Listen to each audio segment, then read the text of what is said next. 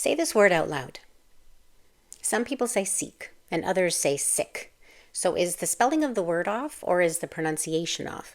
And does it really matter how we say this word? Let's look into this. Sikh comes from the Sanskrit word shishya, which passed into Punjabi, and it means student, learner, disciple.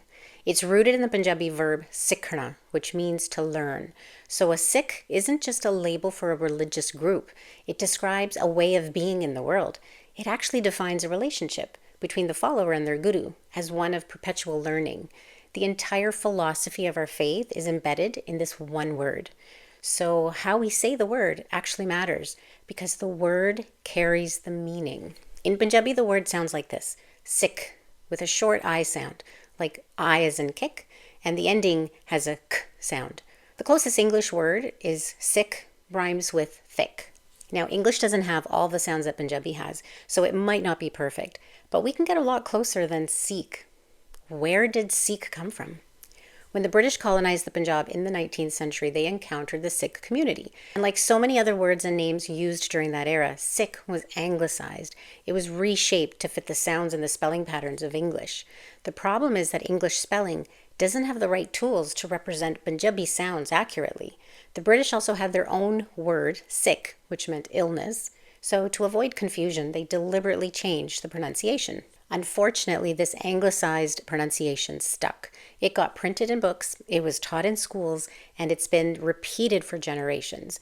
It's become the default pronunciation. It's even the official version in some English dictionaries. Seek.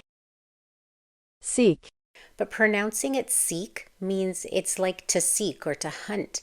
So it takes the meaning away from being a humble, lifelong learner. Mispronouncing words like Sikh, especially when it comes from a colonial history, is a micro-inequity. When repeated over and over, it signals that one group's language and culture is less important than another's. It happens with names, cities, holidays, and faiths. But the reason why I correct people in their pronunciation is this. When a mispronunciation becomes common enough, it can take over as the accepted standard pronunciation, which changes the language over time.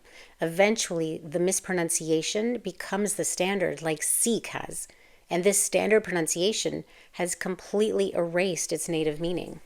The Sikh community are the only ones who can tell others how the word sounds.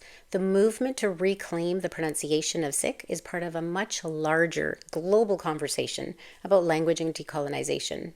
Communities around the world are reclaiming the names that belong to them in the sounds that belong to them.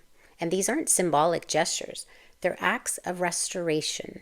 Proper pronunciation is a sign of respect, and it sends a message that you matter. So the next time you see this word, pronounce it as Sikh.